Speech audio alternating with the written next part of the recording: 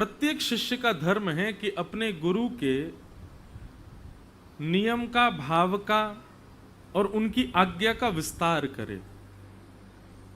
शिष्य का शिष्यत्व केवल दीक्षा ग्रहण करना नहीं होता है। दीक्षा ग्रहण कर ली और बस सबको बता दिया कि ये हमारे गुरुदेव हैं, ये हमारे गुरु जी हैं, इस मात्र से आपकी गुरु दीक्षा चल रही है तो थोड़ा बहुत तो आपको भी इसका दंड तो भोगना पड़ेगा। और गुरुदेव भी आपको सचेत नहीं कर रहे हैं, इसलिए कहीं ना कहीं ठाकुर जी उनसे भी नाराज हो सकते हैं।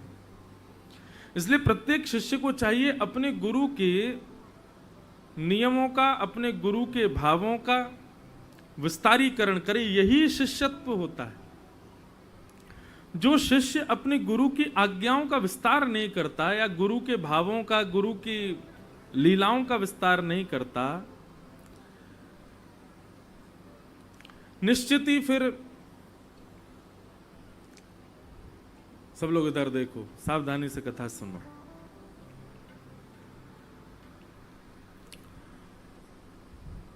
निश्चित ही वो भगवत प्राप्ति से वंचित रहेगा। महाराज जी, एक बहुत सुंदर प्रसंग आता है गिरिराज जी का कि गुसाई श्री विठलनाथ जी जब विराजते थे और श्री ठाकुर जी की सेवा करते थे, बंधु हमारे जैसे वृंदावन के सप्तनिधि ठाकुर जी हैं, वैसे ही वृंदावन के ठाकुर जी श्रीनाथ जी हैं। और कलिकाल में इतनी लीलाएं वृंदावन के अन्य ठाकुरों ने नहीं की जितनी लीला हमारे श्रीनाथ जी ने की है। कलिकाल में श्रीनाथ जी ने गिरिराज जी से प्रकट होकर के पुनः एक बार को कलयुग में ऐसा लगने लगा कि द्वापर युग आ गया है क्या। जैसे नंदनंदन लीला द्वापर में करते थे, वैसी ही लीला श्रीनाथ जी यहां गिरिराज जी में करते थे। गोविंद स्वामी जी के साथ में दुबका धाई खेलते थे इसी पर्वत पर, इन्हीं गिरिराज जी में। गोविंद कुंड है आगे, थोड़ा आप आगे जाएंगे तो वहां भीतर कच्ची परिक्रमा में अंदर अंदर जाएंगे तो वहां गोविंद कुंड आएगा। वहां ठाकुर जी खूब कूद कूद के नहाए हैं इसी कलिकाल में। ऐसी ऐसी लीलाएं ठाकुर जी ने करी हैं। तो एक बार की बात है कि गुसाई श्री विठलनाथ जी अपने किसी शिष्य से नाराज हो गए। और एक बात कहें बंधुओं, ठाकुर जी कभी नाराज नहीं होते। सदैव प्रयास करो कि कोई वैष्णव, कोई भक्त, कोई गुरु हमसे रुष्ट ना हो, वो नाराज ना हो। बस ठाकुर जी पे इतना समय नहीं कि वो हमसे नाराज हों। उनको नेह लड़ाने वाले, नेह उनसे करने वाले अनेक हैं। तुम्हारी एक की गरज नहीं पड़ी ठाकुर जी को। ठाकुर जी नाराज नहीं होते, लेकिन प्रयास करो कि कभी कोई वैष्णव भक्त और गुरुदेव हमसे नाराज ना हो। तो एक बार गुसाई श्री विठलनाथ जी नाराज हो गए अपने एक शिष्य से, और नाराज होकर के उन्होंने गिरिराज जी से ही बाहर कर दिया। बोले तुम जाओ यहां से छोड़ करके, दिखना नहीं हमको, और हमारी आज्ञा है कि इस गोवर्धन परिसर में तुम्हारा कहीं भी तुम दिख गए हमको तो फिर देखना। और बेचारे से अपराध तो हो ही चुका था, निकल गए। दूर जाकर के बैठे, रोने लगे। गुरुदेव मुझसे नाराज हो गए, गिरिराज जी से दूर कर दिया। खूब प्रयास किया, लेकिन गुरुदेव जब नहीं माने तो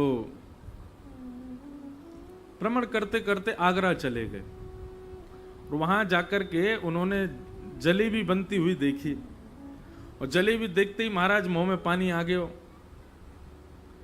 लेकिन एक स्वभाव होता है भक्त का, वो किसी भी अच्छी वस्तु को देखता है, उसका उपभोग स्वयं करे ऐसी भावना उसके चित्त में नहीं आती। संसारी व्यक्ति में और वैष्णव व्यक्ति में अंतर कितना। संसारी व्यक्ति किसी अच्छी वस्तु को देखेगा तो उसको इच्छा होती है मैं धारण करूं, या मेरी कोई इंद्रिय इसका सेवन करे। अच्छा कोई वस्त्र दिख गया तो मैं पहन लूं, कोई भोजन की वस्तु दिख गई तो मैं खा लूं। कुछ भी संसार की कोई भी सुख देने वाली वस्तु को अपने ऊपर लागू करे, वो संसारी व्यक्ति है। लेकिन किसी भी सुखद वस्तु को देख करके उसके मन में आए ये तो मेरे ठाकुर जी को पधरानी है, ये तो मेरे ठाकुर जी को प्राप्त होनी चाहिए।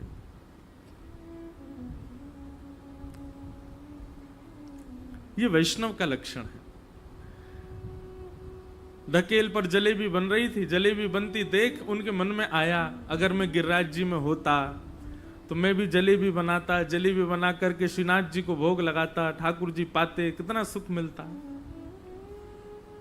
और वहां आगरा में बैठकर के केवल वो विचार कर रहे थे, और विचार करते करते रुदन करने लगे, इतने भाव में चले गए।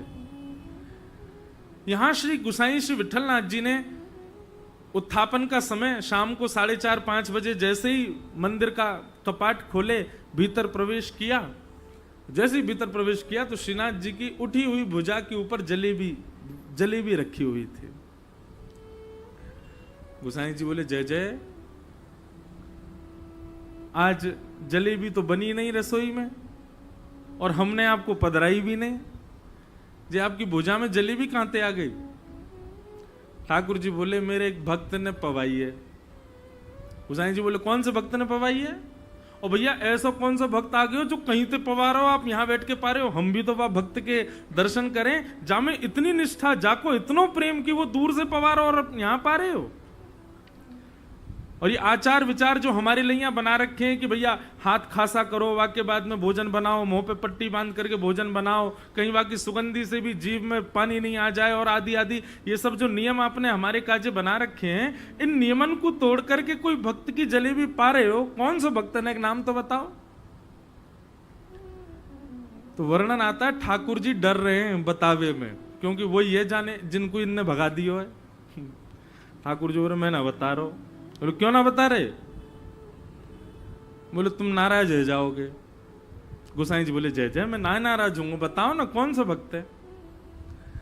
बोले, वही है जाकू तुमने परसों गिरिराज जी तक निकाल दियो।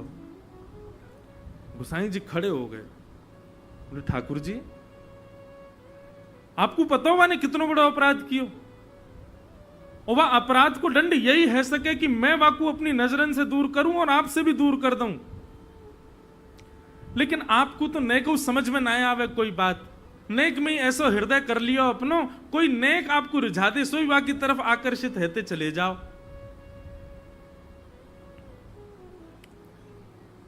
श्रीनाथ जी का जो उत्तर है ना, अति श्रीनाथ जी बोले, गुसाई जी भक्त में गुण देखनो और फिर वह गुण को देख करके वह भक्त को मेरे चरणन में लगानो, ये तो गुरु को काम है।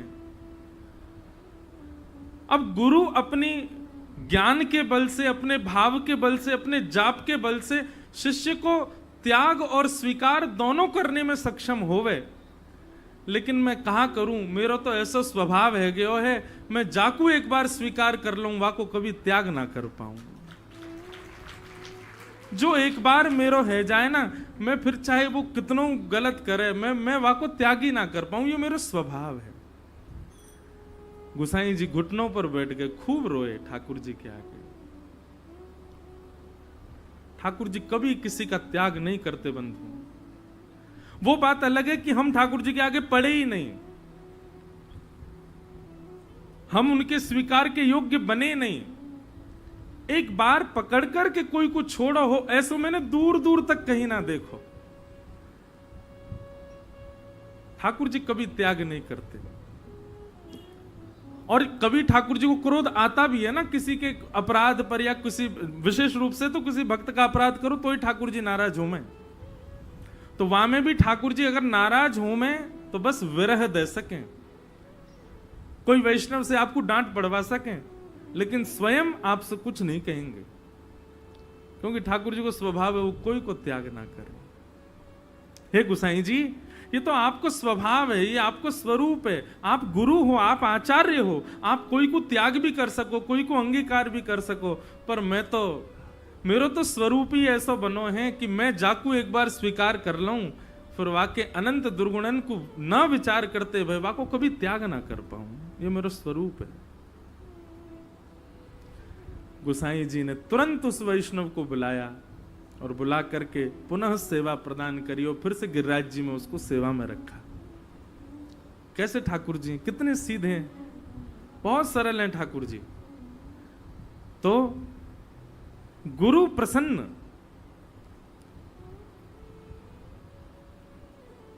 गुरु प्रसन्नता में कितना बल होगा सोचो। गुरु नाराज हो जाएं तो भी ठाकुर जी लीला करके शिष्य को दूर नहीं होने देते, लेकिन जिससे गुरु प्रसन्न ही रहते हो उसके प्रति ठाकुर जी का क्या भाव रहता होगा, विचार करो। तो निश्चित ही जब हम अपने गुरुदेव की स्मृति में ऐसे उत्सव करते हैं, इतने सारे वैष्णवों को बुलाते हैं, मंगल कथा का गायन होता है, आदि आदि जो भी क्रम आप करो अपने गुरुदेव की स्मृति में, उस समय वैकुंठ में हमारे गुरुदेव उत्सव मनाते होंगे, आनंदित होते होंगे। अच्छा, पूज्य श्री मलुकपीठ वाले महाराज जी एक बार बात कर रहे थे, हमारे पूज्य पिताजी महाराज के गुरुदेव के उत्सव में कथा हुई, तो महाराज जी बोले जब कोई भक्त अपने गुरु के उत्सव में कथा आदि कराता है ना, तो ऐसा प्रतीत होता है कि उस दिन, जिस दिन गुरुदेव का उत्सव प्रारंभ हुआ, उस दिन से लेकर के जब तक गुरुदेव का उत्सव चल रहा है, तब तक ठाकुर जी वैकुंठ में गुरुदेव की कुंज में ही विराजते हैं। ठाकुर जी अपनी निज कुंज में नहीं रहते, गुरुदेव की कुंज में ही रहते हैं। जैसे हम वृंदावन छोड़ के यहाँ पे गिरिराज जी कुंज में हैं, आपके पास हैं, ऐसे ही ठाकुर जी भी जब पता चला, अच्छा तेरे सवरे शिष्य हैं, कहा वो उत्सव कर रहे हैं नीचे, चल इतने दिन मैं तेरे यहीं रहूंगा, वैकुंठ में सब भक्तों की कुंज है, तो इतने दिन ठाकुर जी उस कुंज में विराजते। बंधुओं, भगवत प्राप्ति के केवल 2 साधन हैं। प्रथम गुरु कृपा, यदि गुरु कृपा हो जाए तो आप कोई साधन मत करो, कुछ मत करो, गुरु केवल प्रसन्न है आपसे, इसी मात्र से भगवत प्राप्ति संभव है। और दूसरा भगवत प्राप्ति का साधन है भगवान की लीलानुकथा। ठाकुर जी की कथा यदि जीवन में आ जाए तो ये 2 ही साधन किसी के जीवन में यदि प्रबल रूप से प्रतिष्ठित हो जाएं, निश्चित है भगवत प्राप्ति में कोई बाधा नहीं आ सकती।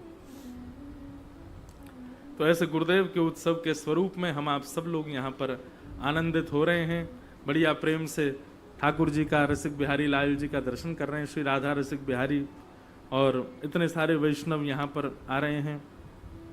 आज पूज्य पिताजी महाराज भी कथा में पधार रहे हैं, शाम को कथा में उनका भी दर्शन होगा, और भी कई वृंदावन के रसिक जन, संत जन सब यहाँ नित्य पधार ही रहे हैं, सब लोग आएंगे। आज सुबह गौरांगी शरण कुंज जहां पर श्री गिरधर लाल जी विराज रहे हैं, वहां इतना सुंदर उत्सव हुआ। आज सुबह ठाकुर जी खसकी कुंज में विराजे हैं और वहां आज ठाकुर जी फूल बंगला और जल क्रीड़ा कर रहे थे। इतना सुखद आनंद सुबह के सत्र में यहाँ पर हो रहा है। और रात में अपनो आनंद करवे हम लोग साइकिल पे बैठ के चले जाएं, साइकिल, मोटरसाइकिल, गाड़ी, जाकू जो हाथ पड़े वो वहीं पे चल दे और श्री गिरिराज जी की परिक्रमा करके आवे। खूब सुख के साथ उत्सव चल रहा है। आज तृतीय दिवस है कथा का। कल हम लोग बड़े प्रेम और भाव से भागवत जी के मंगलाचरण का रस स्वादन पान कर रहे थे। अब आगे के क्रम में प्रवेश करते हुए फिर भगवत लीला सुनेंगे।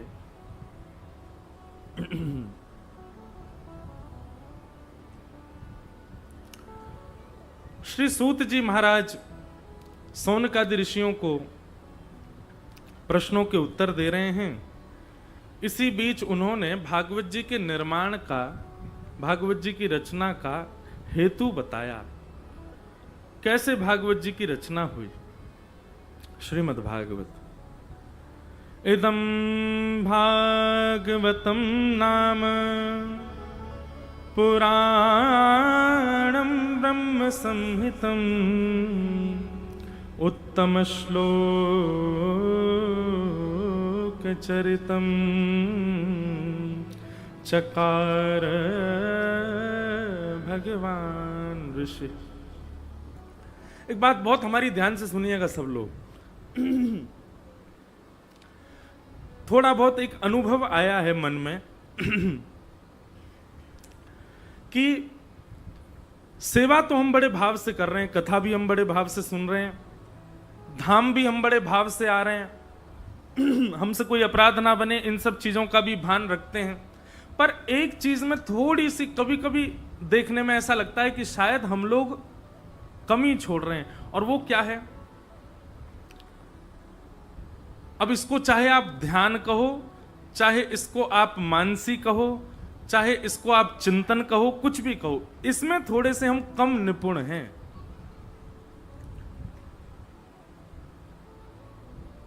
हम लोग चिंतन नहीं करते। हम लीला सुनते हैं, कथा सुनते हैं, और जितनी देर लीला कथा सुनते हैं उतनी देर हमको बहुत सुख मिलता है। हम दर्शन करते हैं उतनी देर बहुत सुख मिलता है। हम जितनी देर संतन के संग रहते हैं या वैष्णव संग करते हैं उतनी देर बहुत सुख मिलता है। लेकिन जैसे ही इन सब चीजों से परे हम जाते हैं तो हमको व्याकुलता क्यों होने लगती है, हम विचलित क्यों होने लग जाते हैं? क्योंकि चिंतन नहीं है हमारा, हम ध्यान नहीं कर पाते। चिंतन और ध्यान की स्थिति ऐसी होती है कि आप चाहे वृंदावन से कितने दूर चले जाओ, आप चाहे गुरु से कितने दूर चले जाओ, आप चाहे कथा से कितनी दूर रह लो, पर आपका चिंतन इतना प्रबल है कि उस चिंतन से वैसा ही माहौल आप अपने आसपास प्रकट कर लो। इसी को मानसी सेवा, हरिदासियों में मानसी भाव कहा जाता है। श्रीमद् वल्लभाचार्य जी ने पुष्टि मार्ग में भी इसी भाव को ही निपुण बताया, पूर्ण बताया। भाव सेवा चिंतन करना चाहिए। आप कथा सुनते हैं, कथा सुनने के बाद में थोड़ी देर, हम कह रहे हैं कोई नेत्र वेत्र बंद मत किया करो। यहां से आप जहां कहीं भी रुके हो, वहां भी जाते हैं तो रास्ता भर कम से कम किसी से बोलो मत, बस चिंतन करो जो जो हमने सुना उसमें क्या भाव था। चिंतन से बहुत कुछ प्रकट होता है।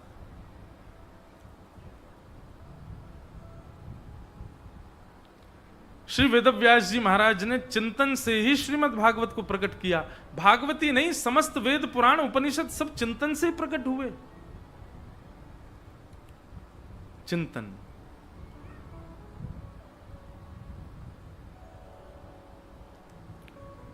और यदि कोई बाहर का कोई विषय या बाहर का कोई, जैसे घर परिवार के कुछ हो जाती हैं लीलाएं, उनके कारण चिंतन नहीं भी बन पाता, तो थोड़ी बहुत देर के लिए विचलित होने से कोई अपराध नहीं, पर विचलन दूर होते ही पुनः उस चिंतन में जाओ। वो चिंतन आपका कांस्टेंट बने रहना चाहिए। हम तो कहते हैं कि एक कुंज अपने मन में, अपनी एक मन अनुसार एक कुंज बनाओ मन में। मानसी भाव से कुंज निर्माण करो। उस कुंज में एक नदी बह रही है, उस कुंज में बढ़िया सुंदर घास लगी है, जो जो पुष्प आपको प्रिय हैं, ऐसे ऐसे सुंदर सुंदर पुष्प लगे हैं, उन पुष्पों में एक सेज रखी है। ऐसी एक कुंज अपने अपने चित्त में बनाओ। ऐसे ऐसे वृक्षों की कुंज है, छांव जब आती है तो बीच बीच में से कहीं से सूर्य की किरण नीचे पड़ती है और उस सेज पर शामा शाम आकर के विराजमान होते। ऐसा मानसी भाव रखा करो। ऐसे मनस्थ में कोई ना कोई चिंतन बनाओ। और जो ये बात पता है आज क्यों आई मन में? आज हम सुबह मिलने बैठे तो बहुत सारे लोगों के इतने सारे प्रश्न थे, तब मेरे मन में भाव आया कि इतना संशय क्यों रहता है इतनी कथाएं सुनने के बाद भी? क्योंकि हम चिंतन नहीं करते, हम विचार नहीं करते। शास्त्राज्ञा करते हैं, तत्श्रृण्वन् प्रपठन विचारण परो भक्त्या विमुच्य नर। जब तक आप चिंतन नहीं करोगे, आप विचार नहीं करोगे सुने हुए भावों का, आप कोई संशय आया मन में, हम महाराज जी से मिलेंगे तो पूछेंगे, मत पूछना। मुझे उत्तर देने में कोई दिक्कत नहीं, पर आप मत पूछना। थोड़ी देर उसको अपने चिंतन में, अपने मन में उस प्रश्न को घूमने दो, थोड़ी देर उसको भ्रमण करने दो। करते करते करते आप स्वयं देखेंगे अपने आप उत्तर प्राप्त होगा। अपने आप आपको चिंतन से वह सूत्र प्राप्त होगा। इसलिए चिंतन बहुत आवश्यक है। और मनस्थ में लीला, सेवा, ध्यान, ये सब निपुण हो हमारा, उसके लिए कथा सुनो। इदं भागवतं नाम पुराणं ब्रह्म संहितं उत्तम श्लोक चरितम चकार भगवान ऋषि। वेद व्यास जी महाराज ने भागवत जी की रचना की।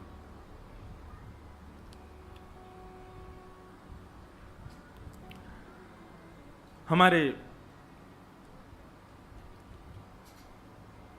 वृंदावन में अनेक ठाकुर हैं और सब ठाकुर कोई ना कोई लीला करते हैं।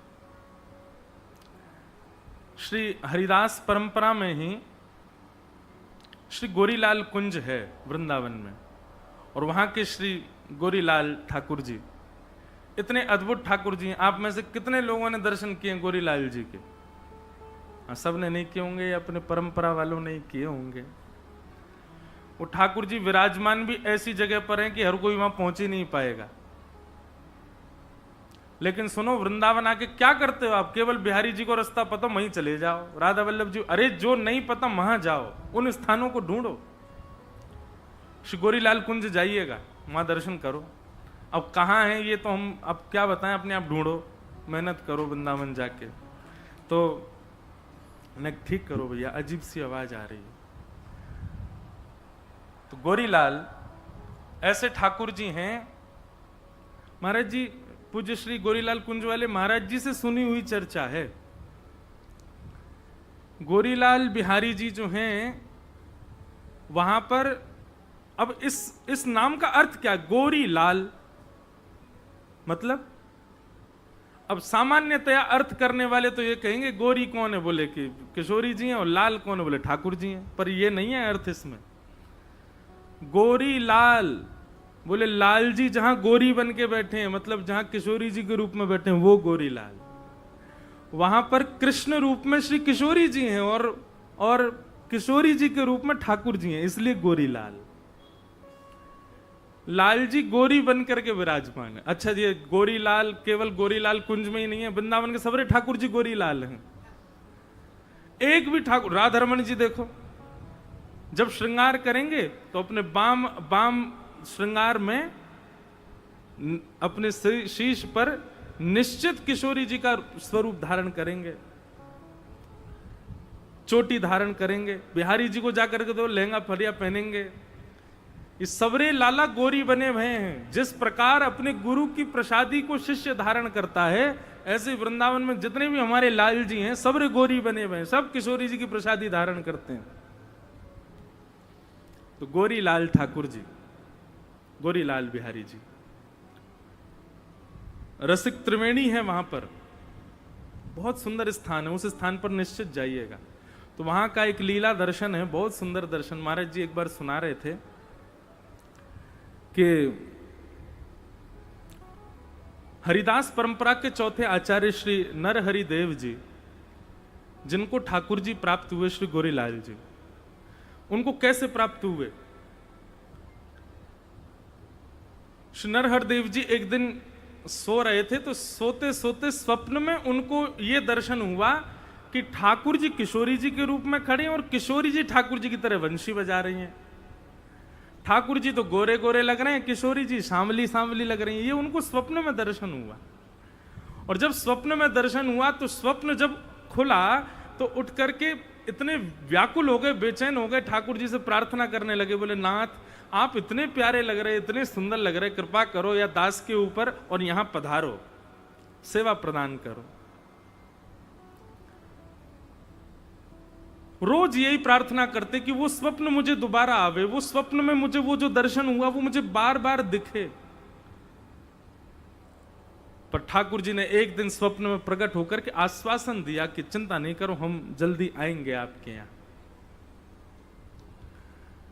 मथुरा के एक व्यापारी थे, नमक का व्यापार करते थे। उनके यहां नमक कट्टों में भर भर के आते थे। एक बार उन नमक के कट्टों के बीच मेवाओं का कट्टा आया। तो व्यापार के नीचे काम करने वालों ने बताया, बोले महाराज ये नमक के जो कट्टे आए हैं हमारे व्यापार, इसमें एक मेवाओं का कट्टा है। उन्होंने जैसे ही उसको खोल करके देखा, उसके भीतर श्री युगल सरकार विराजमान थे और उनकी चरण चौकी पर लिखा था श्री नरहरिदास के ठाकुर जी। आज भी श्री गोरीलाल कुंज ठाकुर जी नाम लेकर के आए कि हम उनके हैं। तो व्यापारी तो उनको सेवा करते थे, अब लोग बाग दर्शन करते थे, बोले वाह भाई कहीं ठाकुर जी प्रकट हुए, मेवा की कट्टा में से निकल के आए। तभी एक आचार्य दर्शन करने गए और उन आचार्यों ने दर्शन करके जब देखा, बोले कि यहाँ नीचे लिखा है नरहर देव के ठाकुर जी। बोले अरे ये तो वृंदावन में श्री नरहर दास जी हैं, उन्हीं का नाम है, शायद उन्हीं के ठाकुर जी हैं। और जैसे ही वो ठाकुर जी उनको दिखाए तो वो समझ गए, तो स्वप्न में दिखे थे वही लाल जी। इस प्रकार ठाकुर जी अपने आप कृपा करके उनके यहाँ पधारे। उनकी एक इतनी मधुर लीला, ये सब देखो चिंतन से प्रकट होता है, इसीलिए मैं चिंतन पर जोर दे रहा हूं। चिंतन किया करो, ठाकुर जी का श्रृंगार करो, जैसा आप करते हैं अपने ठाकुर जी का नित्य श्रृंगार करो। श्रृंगार करने के बाद भोग पधराओ, भोग पधराने के बाद फिर जितनी देर ठाकुर जी भोग लगा रहे उतनी देर क्या करोगे? एकांत में बैठो और उन्हीं ठाकुर जी का जिनका आपने श्रृंगार किया है, अब उन्हीं को चैतन्य रूप में अपने कुंज में बिठाओ। हमारे ठाकुर जी लड्डू गोपाल हैं, हमारे ठाकुर जी त्रिभंग लली हैं, हमारे ठाकुर जी गिरधर लाल हैं। तो जब चिंतन उनका करो ना, तो वो ऐसे नहीं दिखने चाहिए, वो फिर चलते फिरते आपको दिखाई दें। वो मुस्कुरा रहे हैं, वो अपने नेत्र बंद कर रहे हैं, खोल रहे हैं, उठ रहे हैं, बैठ रहे हैं, ये सब लीलाएं दिखें आपको अपने चिंतन में। आप बस इतना चिंतन करो कि ठाकुर जी चल करके कुंज में आ रहे हैं, बाकी की लीला ठाकुर जी अपने आप करते जाएंगे। चिंतन करना, मानसी में जाना बहुत आवश्यक है। भक्ति की एक स्थिति आने के बाद, जो अभी प्रारंभ स्थिति में, वो चिंतन में मत चले जाना, नहीं तो फिर हीरो हीरोइन दिखेंगे आपको। एक बार बंबई में एक व्यक्ति मुझसे बोला, तो महाराज जी मैं आंख बंद करता हूं तो मुझे नाम जप करने के लिए तो हीरोइन दिखती है। मैंने कि बेटा जो भीतर होता है वही दिखता है। तो पहले तो ब्रज की खूब उपासना करके, गुरुदेव के प्रणाम करके, संत जनन को प्रणाम करके पहले तो चिंतन के लायक बनो। पर यहां पर कई वैष्णव बैठे, इसलिए मैं इस विषय को कह रहा हूं कि अब समय है चिंतन में जाने का, अब समय मानसी में जाने का। ठाकुर जी जितनी देर भोग लगाएं, आप मानसी में रहो। तो एक बार की लीला कि श्री गोरीलाल बिहारी जी सुबह सुबह मंगला में दूध भोग पधराया गया, और दूध भोग के बाद में थोड़ी देर चिंतन करके आचार्य जब पुनः गए भीतर, तो भीतर जाकर के देखा कि ठाकुर जी और किशोरी जी दोनों दूध में नहाए भये हैं। ऊपर से नीचे तक पूरा दूध फैला रखो अपने ऊपर।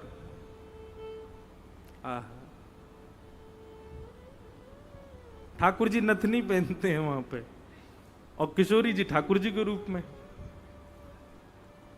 तो बहुत ध्यान से सुनो, दोनों दूध में सने भये ऊपर से नीचे तक। आचार्य चरण ने प्रणाम किया, बोले जय जय, जे कहा लीला करके आए हो हैं? दूध पीवे की जगह नहा लिए सवेरे सवेरे। इतनो तातो दूध, तातो हमारे ब्रज में गर्म ते कहें तातो, इतनो तातो दूध तो नाओ उष्ण तो नहीं लगा होगा, लेकिन फिर मुझे कह देते मैं आपको स्नान करा दे, तो आप काई को नहा लिए। सो ठाकुर जी बोल पड़े। ठाकुर जी बोले अरे ये श्री जी बड़ी भोरी हैं हमारी। आचार्य चरण बोले कहा भयो ने, बताओ तो सही। तो ठाकुर जी लीला बता रहे अपने आप ही। ठाकुर जी कह रहे हैं, बोले मैं श्री जी को दुग्ध पान कराए रहे हो, सो श्री जी अपने होठ के पास दूध ले जाओ, फिर मुझे कहें ए दूध तो लाल लाल सो दिख रहा है, दूध में कछु पड़ो है, ऐसा लग रहा हो कि कछु लाल लाल सो का जामे। अब मैं जब दूध को देखूं तो दूध में कोई लालिमा नहीं, लेकिन श्री जी जब दूध पीवे जा मैं सो पीछे कर दें, या में तो कुछ पड़ो है। तब मैंने श्री जी से कही अच्छा एक काम करो, आप मुक्ते लगाओ, मैं बगल में आके झांकूंगा, मैं देखूं का लाल है। तो श्री जी पान कर रही हैं और बिल्कुल गले गाल ते गाल छुपा के ठाकुर जी देख रहे हैं हमें कहा लाल है। तभी देखो कि श्री जी की नथनी में जो मणि है वो चमक करके दूध को लाल लाल बना रही है। ठाकुर जी बोले जय हो श्री जी, आप बड़ी भोरी हो। बोले कहा भाई हो जी, आपकी नथनी है या को आप ऊपर करके दूध पी रही हो, ये नथनी की ही परछाई आ रही है दूध में, बात लाल लाल लग रहा है। श्री जी बोली, अरे मैं तो बड़ी बावड़ी हूं, वो तो समझ में ही ना आवे। अरे मैं हूं कहां, पहचान नहीं पाई। फिर श्री जी दूध पीने लगी और दूध पीते पीते उनको अपने ही भोरेपन पे जोर की हंसी आई, और जैसे ही दूध मुंह में गया और मुंह में जाती हंसी आई तो सबरो फूटकार, सबरो बाहर निकल गो, स्वयं भी सन गई और लालजू सन गए। ठाकुर जी भी वही में है गए। नरहर दास जी, नरहर देव जी 3 दिन तक नेत्रों से आंसू नहीं रोक पाए अपने, ऐसी लीला ठाकुर जी की। तो भैया चिंतन किया करो, केवल हम अपने ठाकुर जी की सेवा अपने उनके सिंहासन तक करें, उनको कुंज में बिठा दें, उनके सामने नाच लें गा लें, यही तक सीमित मत रखो। जब सब चीज से निवृत्त है जाओ, तब एकांत में नेत्र बंद कर लो, ठाकुर जी के सामने ही रहो पर नेत्र बंद करो, और फिर हृदय के कुंज में उन्हीं ठाकुर जी को देखो अब कहां लीला कर रहे हैं। 1 बार प्रयास करो, 2 बार प्रयास करो, 4 बार प्रयास करो, 20 बार प्रयास करो, कभी तो लीला प्रकट होएगी। और एक बात मेरी ध्यान से सुनियो भैया, जिस प्रकार किसी व्यक्ति को अंदर उसके कोई कमी हो जाए तो वो औषधि लेकर के उस कमी को ठीक करता है, ठीक वैसे लीला प्रकट करने की औषधि क्या है? यमुना जल। लीला प्रकट करने की औषधि क्या है? ब्रज की रज। लीला प्रकट करने की औषधि क्या है? ब्रजवास। ब्रजवास आप और किसी कार्य के लिए नहीं कर रहे हैं, लीला प्रकट हो इसलिए कर रहे हैं। लीला प्रकट करने की औषधि क्या है? श्री गोवर्धन की परिक्रमा। लीला प्रकट करने की औषधि क्या है? संत जनन की प्रसादी पानो। लीला प्रकट करने की औषधि क्या है? ब्रजवासिन के घर की झूठी मधुकरी पानो। इन सबसे लीला प्रकट होती है। ये सब हमको केवल नियम मान करके नहीं करने हैं कि ब्रजरज लगानी है, ऐसे कंठी माला पहननी है। अब कंठी माला अधिकतर पहनने वाले इनकी पूछो क्यों पहनते हो, तो वो सब कहते हैं कि पता नहीं कब प्राण निकल जाए। तो जब प्राण निकले कम से कम उस समय कंठी गले से छुबी हुई हो तो वैकुंठ प्राप्त। यहां पर भी स्वार्थ आ गया ना, ये भी तो एक स्वार्थ है कि आप अपने उद्धार के लिए कंठी पहन रहे हो। नहीं, ताकि भैया या तुलसी के स्पर्श करके प्रसादी ठाकुर जी पावें, या तुलसी के बिना स्पर्श की प्रसादी ठाकुर जी स्वीकार ना करें। तो पहला भाव तो हमारा ये है कि तुलसी हमसे स्पर्श रहेगी तो हम ठाकुर जी कभी ना कभी तो हम हमारो स्पर्श करेंगे, हमारो भोग लगा लेंगे। और दूसरा भाव, तुलसी धारण इसलिए करनी है ताकि तुलसी के नित्य धारण करने से चित्त में किंचित पवित्रता आ जाए और उस किंचित पवित्रता से ठाकुर जी की कोई लीला दिख जाए, इसलिए कंठी पहननी।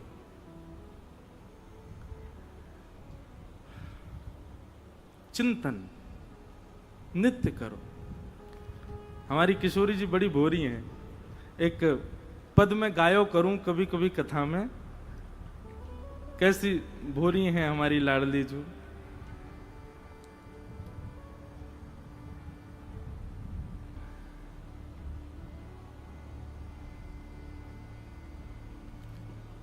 सहज अटपटी बोलनी प्यारी जू की, सहज अटपटी बोलनी प्यारी जू की, सहज अटपटी बोलनी प्यारी जू की, सहज अटपटी बोलनी, सहज अटपटी बोलनी प्यारी जू की, सहज अटपटी बोलनी।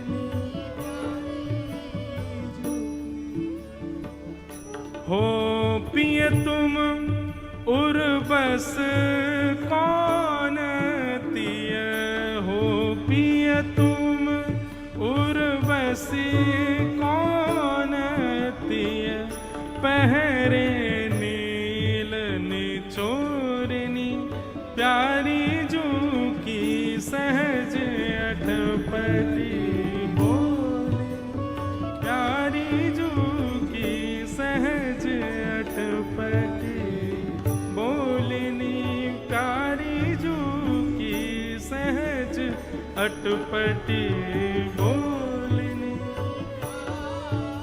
हमारी किशोरी जी कितनी भोरी है। सब लोग इधर देखो, यहाँ देखो, कहाँ देख रहे हो? या तो आंख बंद रखो या मुंह को देखो, और दूसरी कहीं जगह आपको देखना नहीं है। सहज अटपटी बोलनी प्यारी जू की। अटपटी मतलब गुस्सा कर रही है किशोरी जी। अच्छा, किशोरी जी पे गुस्सा करवो ना आवे, जैसे जाकू जो काम नहीं आवे वो उल्टो सीधो करे, ऐसे ही किशोरी जी है।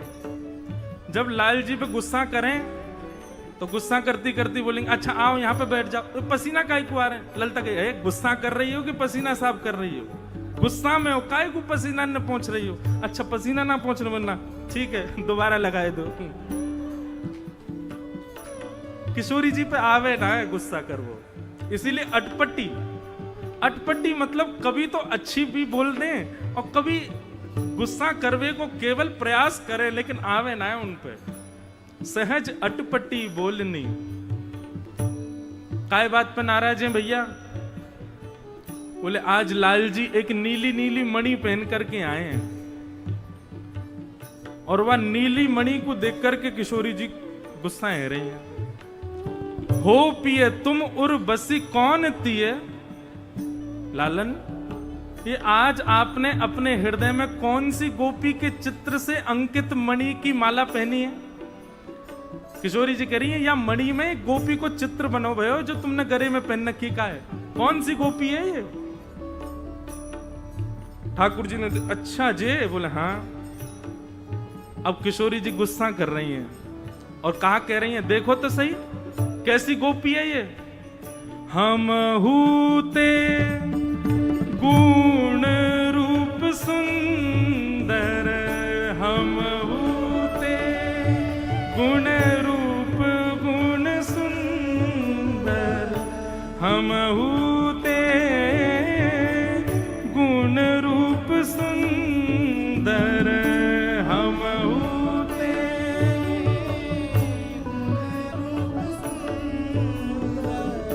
पाई कहाँ बिन मोलिनी प्यारी जू की, पाई कहाँ बिन मोलिनी प्यारी। किशोरी जी कह रही हैं ये देखो तो सही गोपी हम तो ज्यादा सुंदर लग रही है। इतने सुंदर रूप और गुण तो मेरे ना है जितने या गोपी के लग रहे हैं जो आपने पहन रखी का है। ठाकुर जी कह रहे हैं हाँ वो बात तो है आप तो सुंदर है। तो अब किशोरी जी गुस्सा में कह रही हैं कहां से मिल गई है बिना मोल की आपको है? आप में ऐसा गुण तो है ना कि आप से कोई प्रेम कर ले, ये कहां जबरदस्त जरूर फंसाई होगी कैसे करके, कहां से मिल गई आपको? ठाकुर जी बोले अच्छा श्री जी ने बताओ तो सही और कैसी लग रही है ये? तब किशोरी जी कह रही हैं बड़े बड़े नैन अरुण कजरा रे, बड़े बड़े नैन। अब देखो अगर कोई आप पे गुस्सा है और जा बात पे गुस्सा है तुम वही बात को बात पूछो वो बोलेगा? किशोरी जी बोल रही हैं क्योंकि गुस्सा कर वो आवे ही ना है। ठाकुर जी कह रहे हैं अच्छा नहीं बताइयो और कैसी लग रही है ये? बोले हाँ देखो तो बड़े बड़े नैन अरुण कजरा रे, बड़े बड़े नैन। हाँ बिथुरी अलक कपोलिनी प्यारी जू की, बिथुरी अलक कपोलिनी प्यारी जू। सहज अटपटी बोलिनी प्यारी जू की, सहज अटपटी। किशोरी जी बड़ाई कर रही आहा या के नेत्र तो देखो कैसे बड़े बड़े नेत्र, उनमें काजल लगा रखे हैं और ऐसे कई सारे केश घुंघराले है करके कपोलन पे आ रहे हैं, कैसी प्यारी लग रही है। ललता जी कह रही है किशोरी जी नाराज हो आप, नहीं गुस्सा कर लियो, कहा तुम वाको वर्णन कर रही हो? तब किशोरी जी कह रही हाँ हाँ गुस्सा करूं। उमगी उमगी सनमुख आवत उमगी उमगी के सनमुख आवत उमगी उमगी के सनमुख आवत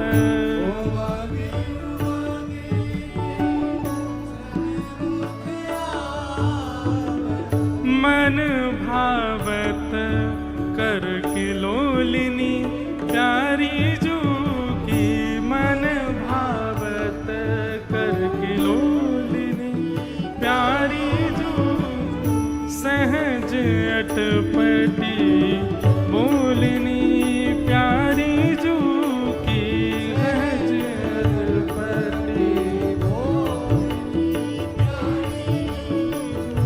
भगवद रसिक कहाँ तुम साधो भगवत रसिक कहाँ तुम साधो भगवत रसिक कहाँ तुम साची भगवत रसिक कहाँ तुम साची नाही करो प्यारी जो की नाही करो अनबोलिनी प्यारी जो सहज अटपटी बोलिनी प्यारी जो की सहज अटपटी किशोरी जी वाक्य रूप को वर्णन कर रही है। उमग उमग सन्मुख आवत, देखो कैसी मैं जय जो जो या को पास करूं त्यों तुम वो मेरे पास आवे। और करत किलोलनी मन भावत करन किलोलनी, लेकिन कैसी हो या कि किलोल या कि लीलान को देख करके मेरो मन यहाँ पे आ रहा है। ठाकुर जी खूब जोर जोर से हंस रहे हैं। किशोरी जी कह रही आप हंस क्यों रहे हो, सांची बताओ हंस काहे क्यों रहे हो। हे श्यामाजू, आज मैं यहाँ छवि को देख करके बली बली जा रहा हूं कि जिनके रूप को वर्णन ललिता विशाखा और स्वयं श्याम सुंदर करें, आज अपने ही रूप को वर्णन अपने मुक्त ही कर रही हैं। हे श्यामाजू, ये मणि में दिखे वाली गोपी कोई और नहीं है, आपको अपना प्रतिबिंब ही दिख रहा है। कई मणि हो में, उन मणि में शीशा के भांति अपनो ही चेहरा दिखाई दे। तो श्री जी के सामने जब ठाकुर जी आए तो वह मणि में वो चित्र कोई और को नहीं है, श्री जी को ही प्रतिबिंब दिख रहा। किशोरी जी अपने आप ही कह रही हैं, बड़े बड़े नयन अरुण कजरारे कहां पाई बिल मोलिनी। उमग उमग सन्मुख आवत मन भावत करत किलोलिनी। हे श्यामाजू, जे कोई और थोड़ा ही है। अरे देखो ललिता यहाँ पे आ, ललिता जी पास गई, तू देखियो। ललिता जी ने देखो तो ललिता जी को मुख दिखने लगो, विशाखा जी गई तो विशाखा जी को मुख दिखने लगो। किशोरी जी से बोले, हे श्यामाजू, आज तो सिद्ध है गयो कि आप कैसी हो, बड़ी भोरी हो, बड़ी सीधी हो। बताओ, मणि में अपनो ही मुख देख करके मोते नाराज है रही हो। अब किशोरी जी को तो ऐसी शर्म आई, महाराज भागी माते। सहज अटपटी बोलिनी प्यारी जो की सहज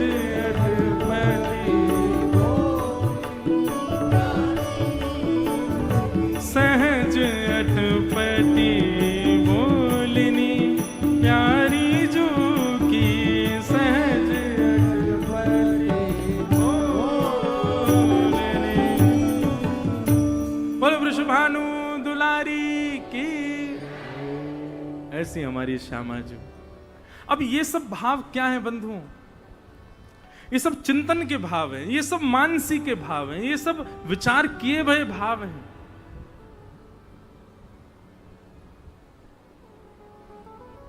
तो चिंतन प्रारंभ करो। ये जितने संशय आपके चित्त में प्रकट होते हैं ना, इस प्रश्न का क्या उत्तर होगा, इसका क्या उत्तर होगा, ये सब आपको स्वयं प्राप्त होंगे। वृंदावन में, ब्रजमंडल में जो भी सुंदर दृश्य दिखता है उसको नेत्रों में भर लिया करो, और नेत्रों में भर करके अपने हृदय की कुंज में उसको विराजमान कर लिया करो। कहीं के गिरिराज जी को कोई स्थान प्रिय लगो, वाकु चित्त में विराजमान कर लो। यमुना जी को कोई पुलिन प्रिय लगो, वाकु चित्त में विराजमान कर लो। वो आपको प्रिय इसलिए लग रहा है, ठाकुर जी आपके चित्त में जो बैठे हैं वो संग्रह कर रहे हैं उसको संग्रहित करके अपने चित्त में कुंज को निर्माण कर लो। और वह कुंज में फिर आपके जो सेवा के ठाकुर जी हैं, उन सेवा के ठाकुर जी का चैतन्य विचार करके, वो जड़ हैं ऐसा नहीं, चैतन्य विचार करके वो चल रहे हैं, फिर रहे हैं, उठ रहे हैं, बैठ रहे हैं, ये सब लीला कर रहे हैं, ये विचार करते भाई अपने चित्त में, चित्त की कुंज में विराजमान करो और वहां उनकी लीला को दर्शन करो।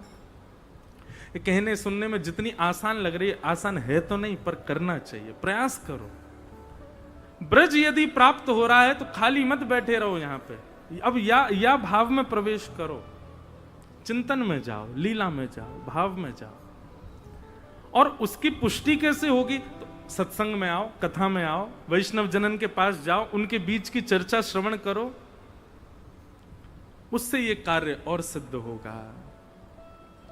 श्री हरिराम व्यास जी का चरित्र आता है कि जुगल किशोर जी को पगड़ी पहना रहे थे, पाग सिर पर, और पगड़ी पहनाते पहनाते उनको किशोरी जी की कोई लीला स्मृति में आ गई, और ऐसी लीला स्मृति में आई कि ठाकुर जी किशोरी जी को श्रम दे रहे हैं, मतलब किशोरी जी को परेशान कर रहे हैं ठाकुर जी। तो जुगल किशोर जी की पगड़ी बांधते बांधते आधी छोड़ दी, लाला परेशान करे शी जी को, आज ऐसे ही खड़ो रहे, मैं तो ना कर रहा श्रृंगार, और ऐसे ही छोड़ के चले गए, जाके बाहर बैठ गए। कोई दर्शनार्थी आए, दर्शन करके और गए, और हरिराम व्यास जी से बोले, व्यास जी आज तो कैसी सुंदर पाग धारण कराई है आपने, हैं लाल जी को। व्यास जी बोले, व्यंग कसरो दीख है, आज तो मैंने पाग ही ना धराई, आज तो मैंने आधी अधूरी पाग छोड़ दी। बोले, अरे मैं तो रोज दर्शन कर भी आऊं, मैंने आज जैसी पाग ना देखी। व्यास जी बोले, तू बात बना रहा हो, ऐसी कोई बात ना। व्यास जी आज तो बहुत ही सुंदर पाग है, वहां पे ऐसे सुंदर मोती माल टंग रही है, ऐसी सुंदर सिरपेच लगाए हो है, वहां पे ऐसा मोर पीछ धारण करो, आहा आज तो जुगल किशोर जी की नजर उतारते उतारते थग्गों में ऐसे सुंदर लग रहे हैं। हरिराम व्यास जी बोले, व्यंग ही मार रो दिखे, मैंने तो श्रृंगार कियो ही ना आज पूरा। लेकिन वो जब चलो गयो तो फिर हरिराम व्यास जी बोले, देखूं तो सही एक बार, और भीतर जाकर के देखे तो महाराज वो तो पाग अधूरी छोड़ के चले गए, पर यहां ठाकुर जी ने खूब सुंदर पाग, खूब सुंदर श्रृंगार, खूब सुंदर ऐसा भारी मुकुट धारण किया है। देखते ही संशय नहीं आया मन में कि किसने किया होगा, देखते ही नेत्र बंद हो गए और हरिराम व्यास जी के चित्त में छवि प्रकट हो गई कि ठाकुर जी के अधूरे श्रृंगार में छोड़ के गयो कायकू, क्योंकि आज श्री जी के मन में आ रही मैं श्रृंगार करूं लाल जी को, या मारे मेरे चित्त में ऐसा भाव प्रकट कर दियो कि तुम तो अधूरा ही छोड़ के जाओ। ऐसा मेरे चित्त में भाव प्रकट कर दियो कि लाल जी मुझको श्रमित कर रहे हैं और वहां से मुझको क्रोध आया और मैं तो चलो गयो, श्री जी ने आकर के आज ठाकुर जी की पाग बांधी है। ये वृंदावन है भैया, ये ब्रजमंडल है, यहां प्रत्यक्षानुभूति नहीं होती है, यहां तो हृदयानुभूति होती है। और हृदयानुभूति आज वृंदावन में कोई नहीं कर रहा है, सब लोग प्रत्यक्ष दर्शन की भीड़ में भाग रहे हैं।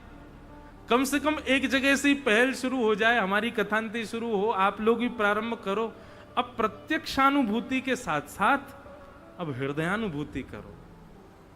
गिरिराज जी की तलेटी में जाओ, कुंज में ठाकुर जी क्या लीला कर रहे हैं वहां को चिंतन करो, ये कथाएं आदि सुनकर के और सुंदर सुदृढ़ करो अपने हृदय के भाव को।